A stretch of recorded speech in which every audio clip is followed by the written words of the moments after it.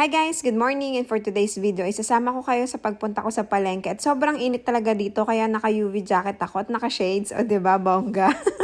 Araw ng Friday nga po pala to at ayan may dala akong cart para hindi na ako magbubuhat kasi pagdating sa bahay si Jay na magbubuhat nun papunta dun sa taas namin ng bahay. 5th floor kasi kami nakatira. Around 15 minutes po yung biyahe tapos nandito na nga ako sa palengke tapos yung pamasahe nga pala ay 15 NT. Tapos ayan nga po pala marami ng bukas dyan kasi alas 9 na ako na malengke nung time na to. Kadalasan talaga Saturday or Sunday ako namamalengke kaso nga natakam si Jay sa may papaitan kaya sabi ko mamalengke na ako at magluluto ako ng papaitan. At ang dami nga din palang ukay dito na tig 50 NT lang kapag matyaga ka talaga may makukuha ka magaganda. Dumiretso na nga pala ako dito sa bilihan ng baka kay ate. Dati nga ayokong bumili dito kasi ang sungit niya. Ngayon friend na kami. Lagi niya na akong iningitian kasi lagi na akong bumibili sa kanya. Bumili nga lang pala ako ng halagang 250 na laman ng baka. Tapos bumili nga din pala ako ng tuwalya na sa 100 plus din yan. Yung binili ko lahat, kulang-kulang 430 ata. Nakalimutan ko na. Wala nga lang puso ng baka si ate. Tapos ayun, dumiretso na rin ako dito sa bilihan ng manok. Suking-suki ako neto ni ate. Kapag nakakapili ako ng medyo payat na hita,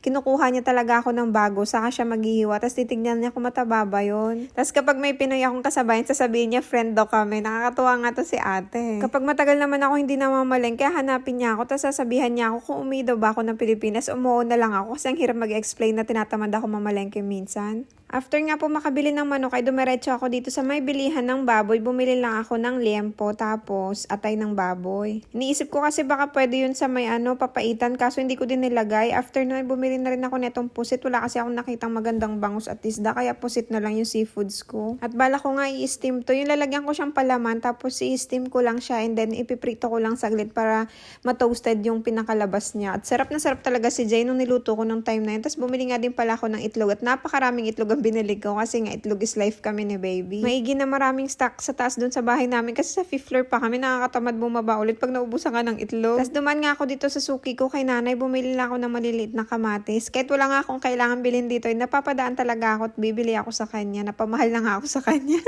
After nga nun bumili kay nanay, dumiretso ako dito sa bilihan ng drinks para siyang sa malamig sa atin. Ang sarap niyan. Para sa tanghalian naming drinks ni Jay tapos bibigyan ko ding isa si mama. Kasi sobrang init talaga ngayon. At dahil katabi lang ng bus stop yung PX Mart, dumiretso na ako dito at bumili ako ng gulay kasi gusto kong bumibili ng gulay dito at saka isda. Hindi na nga pala ako bumibili ng tilapia sa may palengke. Dito na ako lagi sa may PX Mart kapag gusto kong kumain ng tilapia kasi nga, siya, ang sarap niya tapos ang taba niya tapos hindi siya lasang putik. Nagtitingin nga din pala ako dito kung may puso ba ng baka o kaya mga lamang loob ng baka kasi ihahalo ko dun sa may papaitan kaso nga wala. Minsan kasi meron silang tinda dito. Dito nga sa Taiwan, alas 7 pa lang. Grabe ng init ng araw. At ito nga pala yung tilapia na nabili ko. Nasa 80 yata yan. 80 NT or 90. At dahil mahilig sa yogurt si baby, ayan bumili nga din pala ako ng pasalubong sa kanya. Hanggang dito na lang. Salamat sa panonood. Please don't forget to like and follow. Bye-bye!